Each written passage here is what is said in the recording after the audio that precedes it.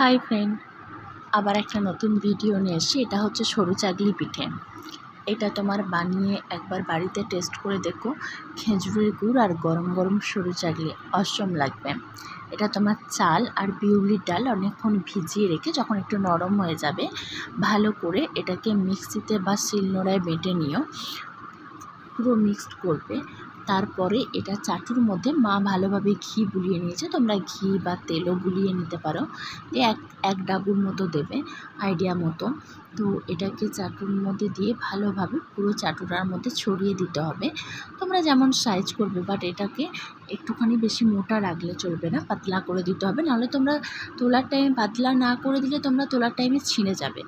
এভাবে মা তালপাতা দিয়ে পুরোটা ছড়িয়ে দিয়েছে। তোমাদের কাছে যদি তালপাতা থাকে তালপাতা দিয়ে ছড়াতে পারো পুরো চাটুটাতে, বা তোমরা অন্য কিছু থাকলেও তোমাদের সেটা দিয়েও করতে পারো।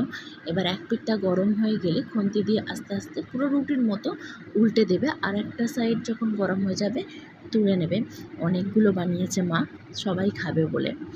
Thank you. ভিডিওটা ভালো লাগলে লাইক আর সাবস্ক্রাইব করো।